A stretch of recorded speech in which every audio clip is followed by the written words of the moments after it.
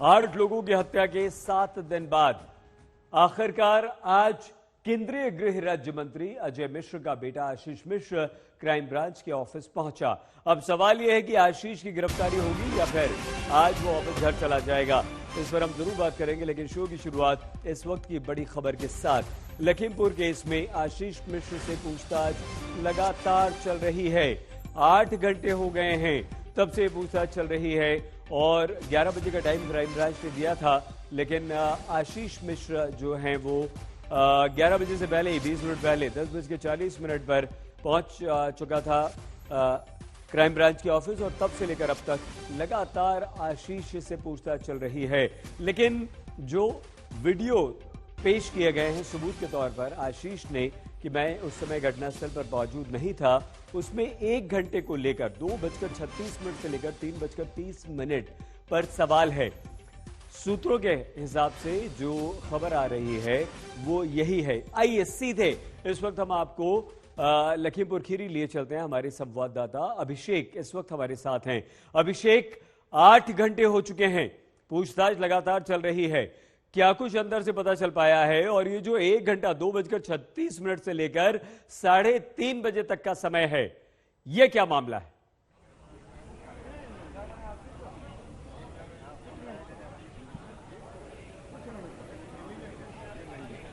अभिषेक, हमारी आवाज आप तक आ पा रही है? अभिषेक, हमें सुन पा रहे हैं आप? लगातार चल रही है, क्या कुछ अंदर से पता चल? अभी लगता है संपर्क हमारे संवाददाता अभिषेक मिश्रा से नहीं हो पा रहा है। वो कवायद शुरू हो गई थी 11 बजे के करीब यहाँ पर आशीष मिश्रा आया था और उसके बाद में 8 घंटे से ज्यादा का समय हो चुका है और अभी तक देखा जाए तो इस पूरे मामले को लेकर के फिलहाल जो है वो पूछताछ जारी है। अभी बाहर नहीं निकला है आशीष मिश्रा। हम आपको दिखा देते हैं, क्राइम ब्रांच के दफ्तर के ठीक सामने हम मौजूद हैं जहां पर पूछताछ लगातार जारी है और खास तौर पर अगर देखा जाए तो गिरफ्तारी को लेकर के संभावनाएं ज्यादा नजर आती हैं, क्योंकि जिस तरीके से ये पूछताछ लगातार चल रही है, 8 घंटे से ज्यादा का समय रहा, कई तरह के सवाल पूछे गए और इस बीच में सवाल ये भी किया गया कि आप उस वक्त जब वो घटना घटी थी तब आशीष मिश्रा कहाँ था और उस बीच में कहीं ना कहीं 2:36 दोपहर के लेकर के 3 बजे तक आशीष कोई साक्ष्य नहीं दे पाए। यही कारण है कि पुलिस जिस तरीके के सूत्रों से हमें पता चल रहा है कि वो फिलहाल ज्यादा संतुष्ट नजर नहीं आई है आशीष के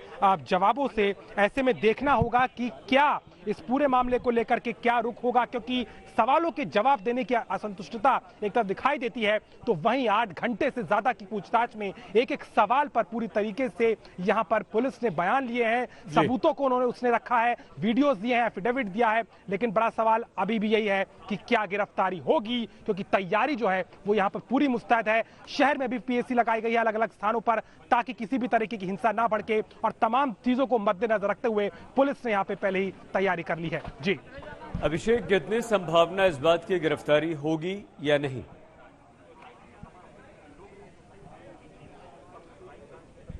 देखिए सईद, हमें देखना होगा, क्योंकि लगातार जिस तरीके से जो समय है वो 10:55 पे शुरुआत हुई थी इस पूरी पूछताछ की, लगातार ताबड़तोड़ 8 घंटे हो चुके हैं।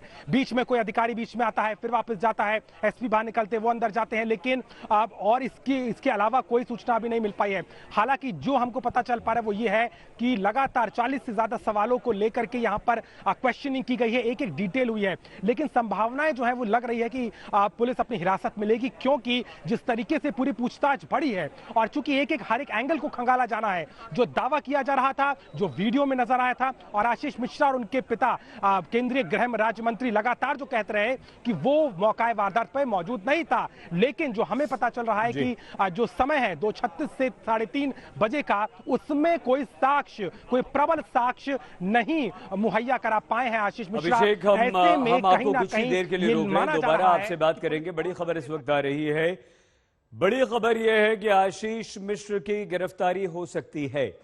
सूत्रों के हिसाब से जो खबर आ रही है, जो सूत्र अंदर से बता रहे हैं, जो पूछताछ चल रही है, और उसके हिसाब से खबर आ रही है कि आशीष मिश्र को गिरफ्तार किया जा सकता है।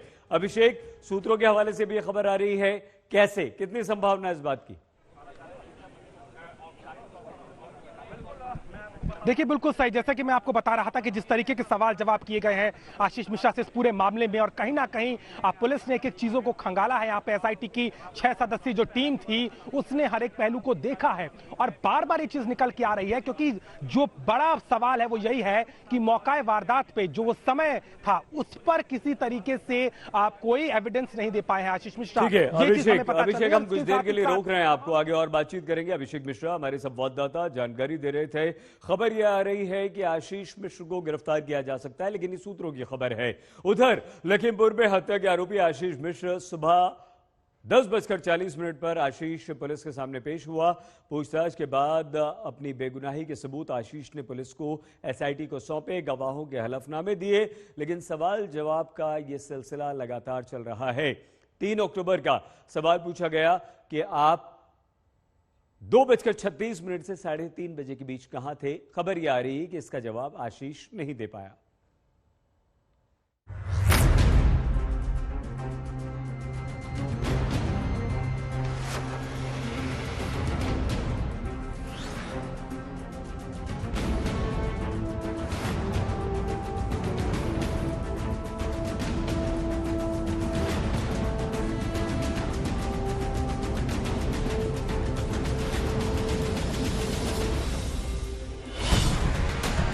लखीमपुर कांड में पुलिस को जो आशीष मिश्र ढूंढे से नहीं मिल रहे थे, पुलिस जिनसे बार बार पूछताछ की गुजारिश कर रही थी, वो मंत्री पुत्र आशीष मिश्र 2 नोटिस के बाद थाने पहुंच गए।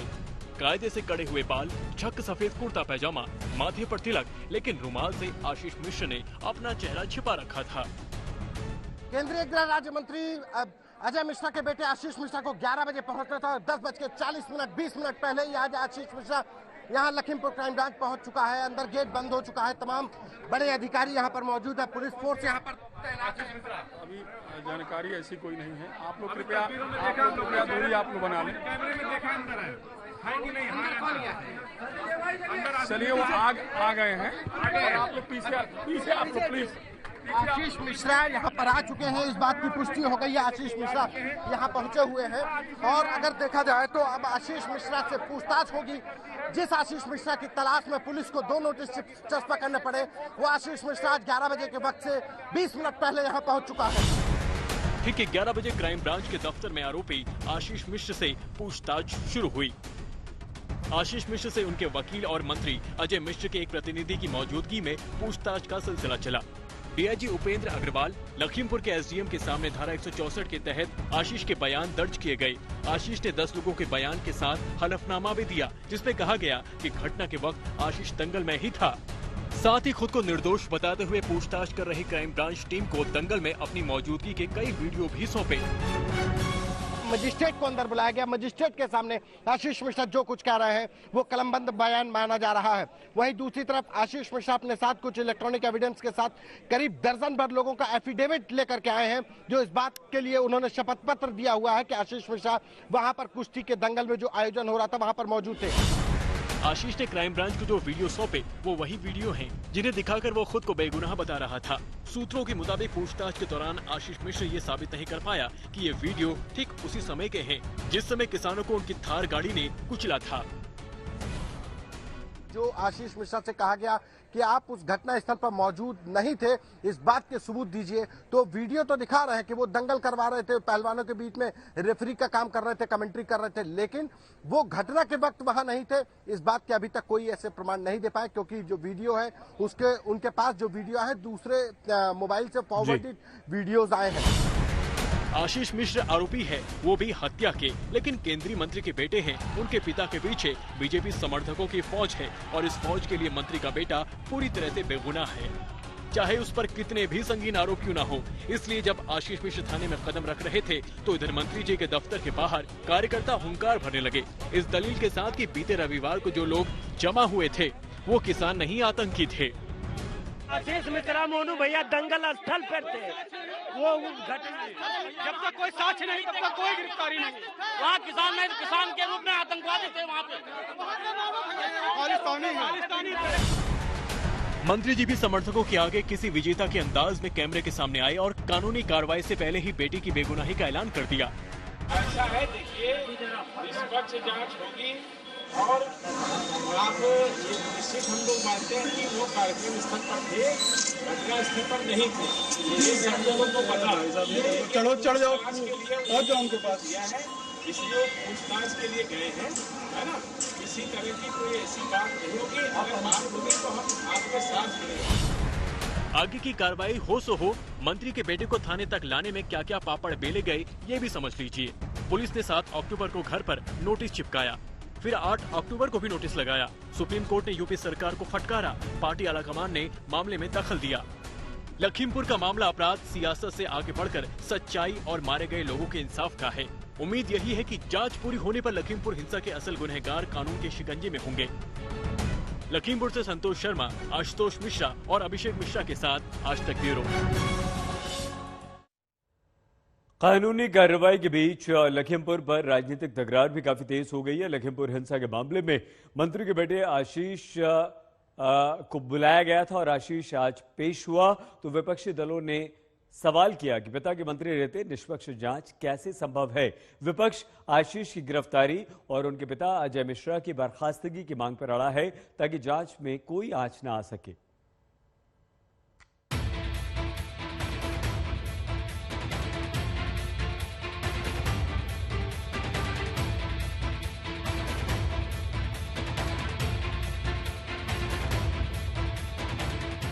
दो नोटिस और सुप्रीम कोर्ट की सख्ती के बाद केंद्रीय मंत्री के साहबजादे पुलिस के सामने हाजिर हुए।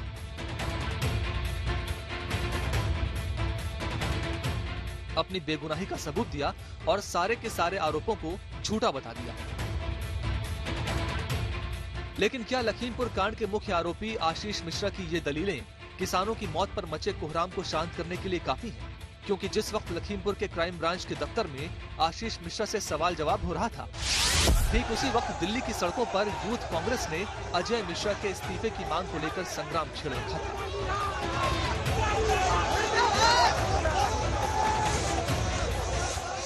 राज्य गृह मंत्री केंद्र का वो खुद ही उनका बेटा शामिल है, जल्दी से जल्दी उसका इस्तीफा चाहिए। पत्रकारों का हत्या हुआ है, वो उसको भी छुपा के रखने का काम किया है सरकार ने। शर्म आना चाहिए। कांग्रेस पार्टी हम इन लोग से डरेगा नहीं है। लाठी चलाना, गोली चलाना, जो करना करो।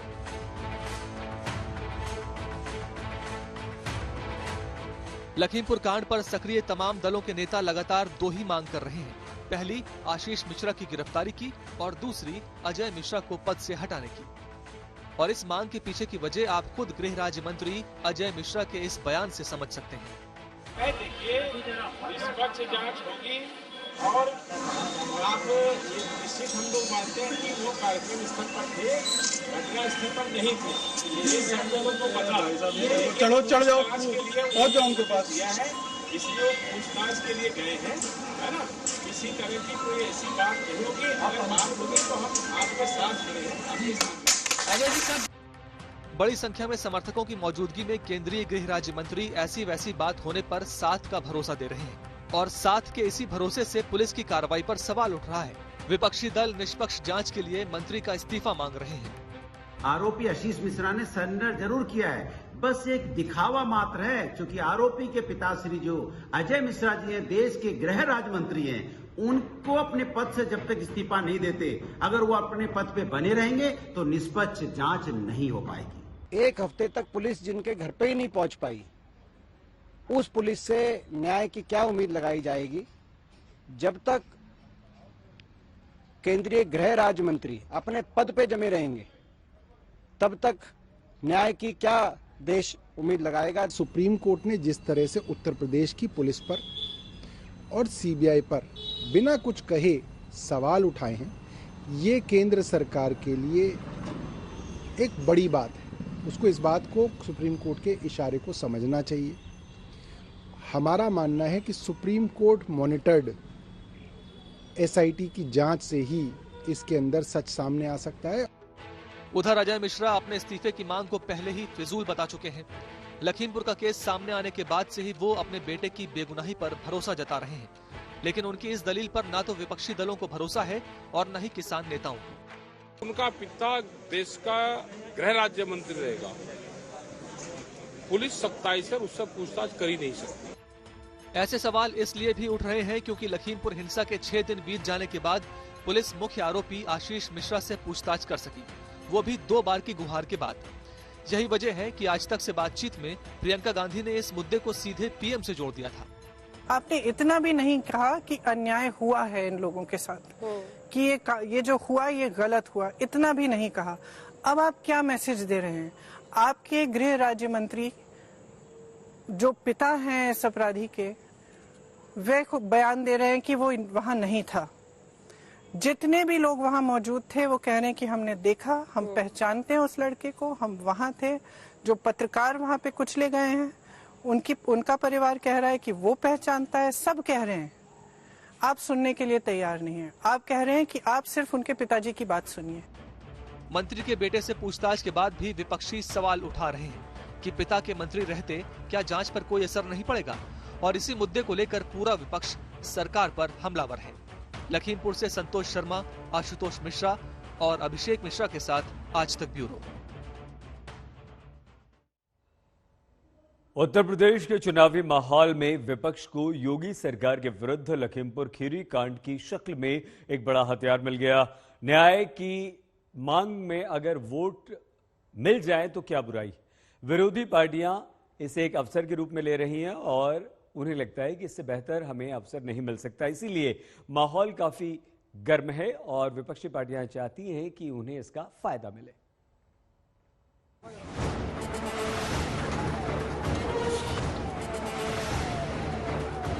पहले किसान को कुचला, कानून को कुचलने की तैयारी है और संविधान को कुचलने वाली ये सरकार।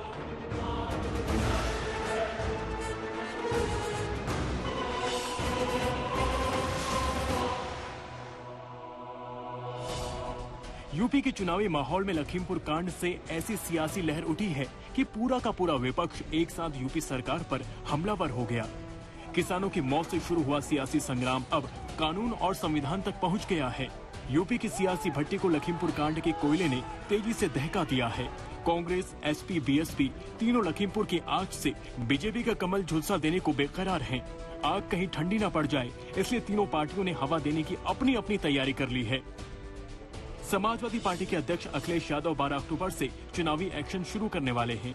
पूरे यूपी में उनकी पार्टी समाजवादी विजय यात्रा निकालेगी। इस चुनावी यात्रा से पहले ही अखिलेश ने साफ कर दिया कि कानून व्यवस्था के मुद्दे पर उनकी पार्टी बीजेपी सरकार को घेरने की तैयारी में है। तो बीजेपी ने भी उन्हें एसपी के कार्यकाल की याद दिला दी। पहले किसान को कुचला, कानून को कुचलने की तैयारी है और संविधान को कुचलने वाली ये सरकार है। और एक बार नहीं कोर्ट से ये टिप्पणी आई, कई बार कोर्ट ने ये कहा है कि उत्तर प्रदेश में जंगल राज है, कानून व्यवस्था चौपट हो गई, ध्वस्त है।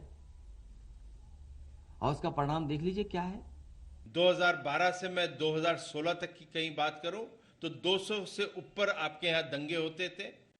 दंगों का प्रदेश बन गया था उत्तर प्रदेश।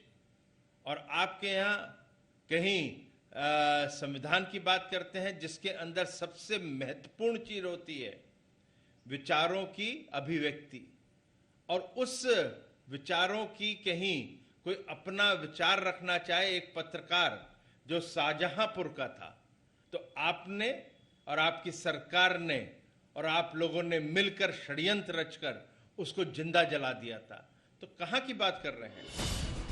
उधर लखीमपुर की घटना के बाद सबसे ज्यादा सक्रिय प्रियंका वाड्रा पीएम के संसदीय क्षेत्र में 10 अक्टूबर को रैली करेंगी। इसके बाद 12 अक्टूबर को प्रियंका योगी के गढ़ गोरखपुर में एंट्री करेंगी। वहीं कांग्रेस के उम्मीदवार की पहली लिस्ट 10 अक्टूबर को ही जारी हो सकती है। प्रियंका अपने प्रयास से कार्यकर्ताओं में ये भरोसा जताने की कोशिश कर रही है कि यूपी में इस बार कांग्रेस कुछ बड़ा करने को तैयार है और यही वजह है योगी सरकार पर हमले का कोई भी मौका हाथ से जाने नहीं दे रही है।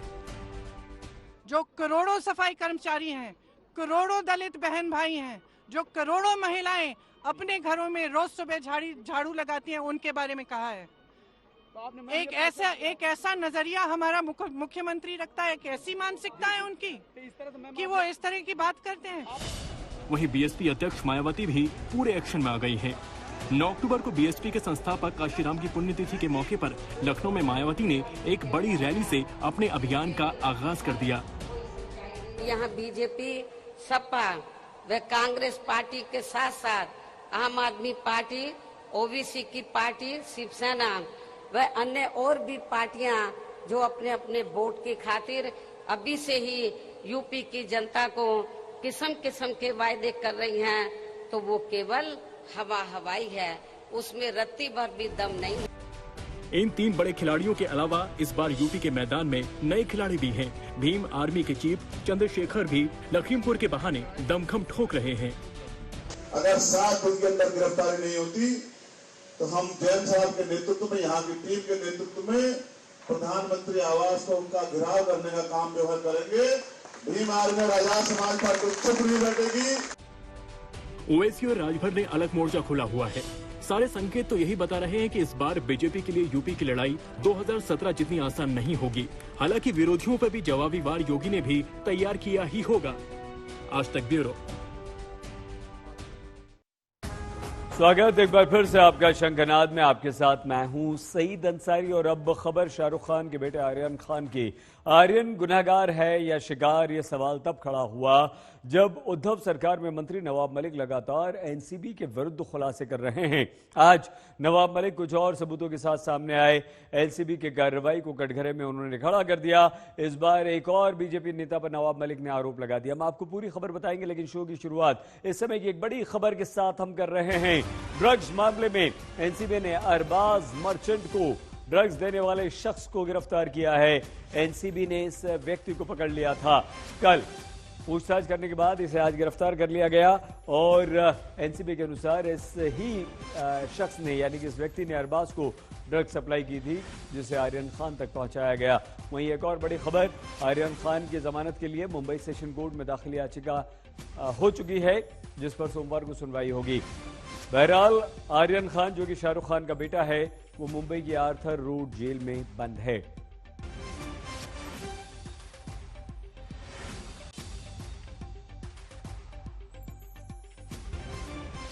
आइए इस वक्त हम आपको सीधे मुंबई लिए चलते हैं। विद्या हमारी संवाददाता हमारे साथ है। विद्या, जमानत याचिका दाखिल कर दी गई है, तो क्या सोमवार को इस पर फैसला हो सकता है या कुछ दिन और इंतजार करना पड़ेगा शाहरुख खान को अपने बेटे की रिहाई के लिए भी? जी देखिए, मजिस्ट्रेट कोर्ट में जितनी जल्दी सुनवाई होती है उतनी जल्दी तो सेशंस कोर्ट में नहीं होती है, इसलिए समय थोड़ा सा लगता जरूर है। लेकिन जैसे ही फाइल हुआ तो जो डॉक्यूमेंट्स हैं, क्योंकि पैंडेमिक का समय चल रहा है, इसलिए जो डॉक्यूमेंट्स होते हैं उनको क्वारंटाइन में रखा जाता है। 24 घंटे के क्वारंटाइन के बाद ही उस पर कोई कार्रवाई शुरू होती है, उसमें नंबरिंग होती है। तो अभी फिलहाल इस तरह की अभी जो क्वारंटाइन का जो समय है वही चल रहा है। मंडे को उसके बाद उसमें डॉक्यूमेंटेशन पर नंबरिंग होगी, फाइलिंग होगा, तो वो तमाम जो कार्रवाई होती है सुनवाई के पहले वो होगी और उसके बाद ही सुनवाई होगी। मानी शिंदे जो आर्यन के वकील है, उन्होंने अपनी तरफ से भरसक कोशिश की है। एनसीबी को पहले ही नोटिस दे दिया है और कहा है कि भाई आप मंडे को आ जाइएगा और रिप्लाई फाइल कर दीजिएगा, क्योंकि रिप्लाई फाइल करेंगे उसके बाद ही जिरह शुरू होगी और उसके बाद ही अदालत किसी निष्कर्ष पे पहुंचेगा। तो समय जरूर लगता है। और याद रखें, अगले हफ्ते दशहरा की भी छुट्टी है, उसके पहले ही कोशिश इनकी यही रहेगी कि अगर फुल बेल नहीं मिले तो कम से कम इंटरिम बेल मिल जाए, ताकि वो अपनी जो रिहाई है वो जल्द से जल्द करवा सके। अच्छा विद्या, पहले भी जमानत याचिका दाखिल की थी, तब खारिज क्यों हुई थी? अभी मजिस्ट्रेट कोर्ट ने एक डिटेल्ड ऑर्डर पास किया है। हालांकि ऑर्डर जो ऑपरेटिव ऑर्डर था वो कल पास किया था, लेकिन जो डिटेल्ड ऑर्डर था जिसमें वजह बताई गई है वो अभी थोड़ी देर पहले ही आई है। उसमें साफ साफ लिखा गया है कि भले ही आर्यन के पास क्योंकि कुछ मिला नहीं ड्रग, तो लेकिन फिर भी उनके ऊपर कंजम्पशन का चार्ज है, यानी कि वो कंज्यूम करते थे। अरबाज के ऊपर भी यही चार्ज है और दोनों साथ में गए थे। और स्पॉट पंचनामा के अनुसार इन लोगों को क्रूज पे they wanted to have a blast is what is जो लिखा गया है, यानी कि मौज मस्ती करना चाहते थे क्रूज पे साथ में ड्रग लेके। ये वजह बताई गई है कंजम्पशन के लिए।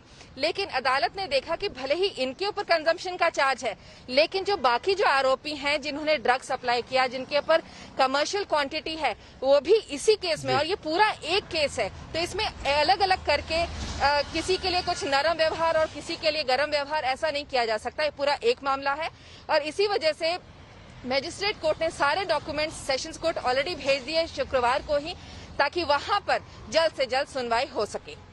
विद्या, एक और व्यक्ति को गिरफ्तार किया गया है और अगर ये एक मामला है तो अगली सुनवाई में और दिक्कत हो सकती है क्या? जी देखिए, इस पूरे मामले में जो सतीश मानेचंद है उनका यही कहना है कि आप बेलेबल या नॉन बेलेबल पर जाइए ही मत।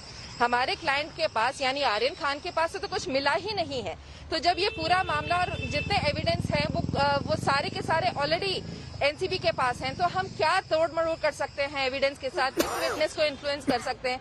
लेकिन अदालत में एनसीबी का साफ साफ कहना है कि ये बहुत बड़े फैमिली से हैं, इन्फ्लुएंशियल फैमिली से हैं, तो जरूर कुछ ना कुछ कर सकते हैं, एविडेंस को भी तोड़ मरोड़ सकते हैं, विटनेस को भी इन्फ्लुएंस कर सकते हैं, इसलिए इन्हें बेल नहीं देना चाहिए। तो अब जो सेशंस कोर्ट है उस पर डिपेंड करता है कि वो इस पूरे मामले को किस तरह से देखता है, ताकि अगर रिहाई तो रिहाई, नहीं तो फिर और दिनों की जेल के अंदर वो फंसे रहेंगे आर्यन खान। बहुत धन्यवाद विद्या हमारी संवाददाता मुंबई से जानकारी दे रही थी। अब सवाल ये खड़ा हो रहा है कि आर्यन कब तक जेल में रहेगा। इस केस में एनसीबी तो फुल एक्शन में है, केस से जुड़ी हर कड़ी को जोड़ने की कोशिश एनसीबी कर रही है। मामले में आज आर्यन खान और शाहरुख खान के ड्राइवर से भी पूछताछ हो रही है। बताया जा रहा है कि ड्राइवर ही इन तीनों को मन्नत से क्रूज तक लेकर गया था, तो इससे भी अहम जानकारी एनसीबी जुटाएगी। ड्रग्स केस में फिल्म स्टार शाहरुख खान के बेटे आर्यन खान की रात जेल में कटी। मां के बर्थडे पर आर्यन ने जेल की रोटी खाई। कल घंटों की बहस के बाद मेट्रोपॉलिटन कोर्ट ने आर्यन की जमानत अर्जी खारिज कर दी। अब आर्यन को कम से कम सोमवार तक मुंबई के आर्थर रोड जेल में रहना होगा। एनसीबी ने शाहरुख खान के ड्राइवर को समन भेजा है। यही ड्राइवर आर्यन को क्रूज तक लेकर गया था। जांच एजेंसी को शक है कि क्रूज पर पार्टी में शामिल होने के लिए जाते समय आर्यन ने कार में ही ड्रग्स का सेवन किया था। सूत्रों के मुताबिक की जांच में आया कि अरबाज मर्चेंट प्रतीक गाबा के साथ एक और शख्स आर्यन के बंगले मन्नत पहुंचा था। वहां से एक साथ मर्सिडीज गाड़ी में निकले थे। एनसीबी के मुताबिक ये सभी एक साथ क्रूज पार्टी के लिए निकले थे। इसी जानकारी के बाद एनसीबी ने एनपीडीएस के सेक्शन 29 को एफआईआर में जोड़ दिया था। एनसीबी इसी बात को और पुख्ता करने के लिए ड्राइवर का बयान दर्ज कर रही है। आर्यन खान को इस वक्त आर्थर रोड जेल की स्पेशल सेल में रखा गया है, जहां कोविड प्रोटोकॉल के तहत वो क्वारंटीन है। जब क्वारंटीन का वक्त पूरा हो जाएगा तो आर्यन को कैदियों की जेल में शिफ्ट किया जाएगा।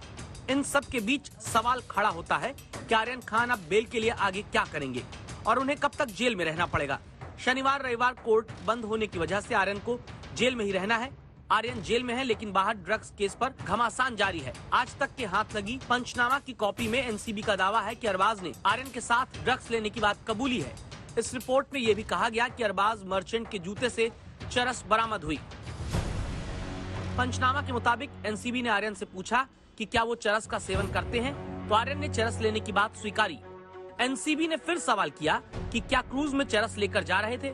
आर्यन ने कहा हाँ, क्रूज में उनकी स्मोकिंग की तैयारी थी। एनसीबी ने अरबाज से पूछा कि क्या आर्यन चरस लेता है। हाँ में जवाब मिला। एनसीबी ने पूछा कि क्या तुम्हारे पास ड्रग्स है, तो अरबाज ने कहा कि उसने जूतों में ड्रग्स छिपा रखी थी। अरबाज ने अपने जूते से एक पाउच निकाला जिसमें 6 ग्राम चरस थी। क्रूज ड्रग्स केस में नारकोटिक्स ब्यूरो का एक्शन जारी है। ये रेड मुंबई के पौष इलाके बांद्रा में फिल्म प्रोड्यूसर इम्तियाज खत्री के ठिकाने पर हुई। छापेमारी के बाद इम्तियाज को एनसीबी दफ्तर में तलब किया गया।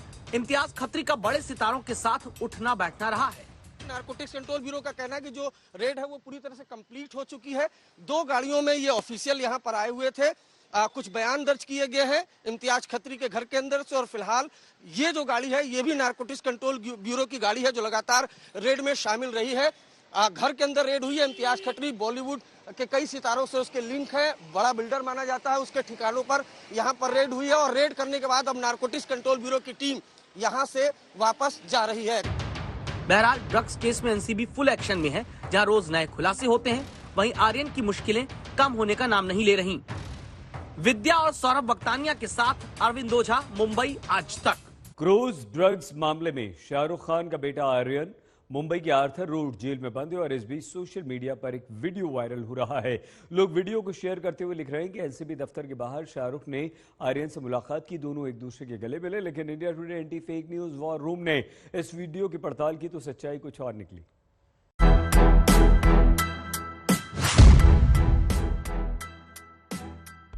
बॉलीवुड एक्टर शाहरुख खान के बेटे आर्यन खान ड्रग्स मामले के चलते जेल में। 8 अक्टूबर को कोर्ट ने उनकी जमानत याचिका खारिज कर दी। मीडिया रिपोर्ट्स के मुताबिक आर्यन फिलहाल मुंबई की आर्थर रोड जेल में कोविड प्रोटोकॉल के तहत 3 से 5 दिनों तक रहेंगे। नारकोटिक्स कंट्रोल ब्यूरो ने 3 अक्टूबर 2021 को मुंबई के समुद्र तट पर एक क्रूज शिप में ड्रग्स पार्टी की सूचना पर छापेमारी की थी। उसी दौरान आर्यन को गिरफ्तार किया गया था। इस मामले को ध्यान में रखते हुए सोशल मीडिया पर अब एक वीडियो वायरल हो रहा है, जिसमें 2 लोग बड़ी गर्मजोशी से एक दूसरे को गले लगाते दिख रहे हैं। उनमें से एक शख्स शाहरुख खान से काफी मिलता जुलता दिख रहा है। ऐसा कहा जा रहा है कि यह हाल फिलहाल का वीडियो है और इसमें दिख रहे लोग शाहरुख खान और आर्यन खान हैं। एक ट्विटर यूजर ने वीडियो को शेयर करते हुए लिखा, शाहरुख आर्यन खान से मिले। इंडिया टुडे के anti fake news war room ने पाया कि ये वीडियो शाहरुख खान और उनके बेटे का नहीं है। वीडियो में दिख रहे लोगों का नाम इब्राहिम कादरी और गुफरान रूमी है। इब्राहिम कादरी गुजरात के हैं, जो कि शाहरुख खान जैसे दिखते हैं। वहीं गुफरान इब्राहिम के दोस्त हैं। बॉलीवुड सिटी और इरोस जूमिंग जैसे कई यूट्यूब चैनल्स ने भी इस वीडियो को शेयर किया और ये दावा किया कि ये वीडियो ड्रग्स केस में आर्यन की गिरफ्तारी के बाद का है और इसमें शाहरुख खान आर्यन खान से मिल रहे हैं। हमने गौर किया कि वीडियो के कमेंट सेक्शन में बहुत सारे लोग ऐसा लिख रहे हैं कि वीडियो में शाहरुख जैसा दिखने वाला शख्स इब्राहिम कादरी है। एक यूजर ने एक इंस्टाग्राम प्रोफाइल @Ibrahim_Kadri का स्क्रीनशॉट भी शेयर किया है, जिसमें कि वायरल वीडियो से मिलता जुलता एक शॉट देखा जा सकता है। इंस्टाग्राम हैंडल @Ibrahim_Kadri वाली प्रोफाइल को खंगालने पर हमने पाया कि उसमें वायरल वीडियो नहीं है। हमने इब्राहिम कादरी से संपर्क किया। उन्होंने हमें बताया कि इब्राहिम कादरी हैंडल वाला अकाउंट उन्हीं का है। उन्होंने 7 अक्टूबर 2021 को वायरल वीडियो पोस्ट किया था। उन्होंने ये भी बताया कि वायरल वीडियो में वो अपने दोस्त गुफरान रूमी के साथ हैं। गुजरात के रहने वाले इब्राहिम सोशल मीडिया इन्फ्लुएंसर हैं। उन्होंने बताया कि वीडियो वायरल होने के बाद शाहरुख के फैंस उन्हें ट्रोल करने लगे और इसीलिए उन्होंने वीडियो डिलीट कर दिया। इब्राहिम ने बताया, ये वीडियो कुछ दिन पहले गुजरात में शूट किया गया था। मेरा मकसद किसी का मजाक उड़ाना नहीं था। मैं एक साधारण एंटरटेनर हूँ, लेकिन जब मैंने देखा कि कई लोग मेरे वीडियो को गलत तरीके से पेश कर रहे हैं, तो मैंने तुरंत इसे डिलीट कर दिया। बतौर प्रशंसक मैं शाहरुख खान को बहुत पसंद करता हूँ। मैं ऐसा कुछ क्यों करूँगा जो उनके खिलाफ जाए। वायरल वीडियो में इब्राहिम के साथ दिख रहे उनके दोस्त गुफरान रूमी ने भी एक इंस्टाग्राम स्टोरी के जरिए सफाई दी है कि वायरल वीडियो में शाहरुख और आर्यन नहीं, बल्कि वो खुद और इब्राहिम कादरी हैं। जाहिर है कि शाहरुख खान के हमशक्ल इब्राहिम कादरी के एक वीडियो को भ्रामक दावे के साथ पेश किया जा रहा है और कहा जा रहा है कि शाहरुख खान अपने बेटे आर्यन खान की गिरफ्तारी के बाद उनसे मिले। आज तक HD, सबसे तेज, सबसे ज्यादा।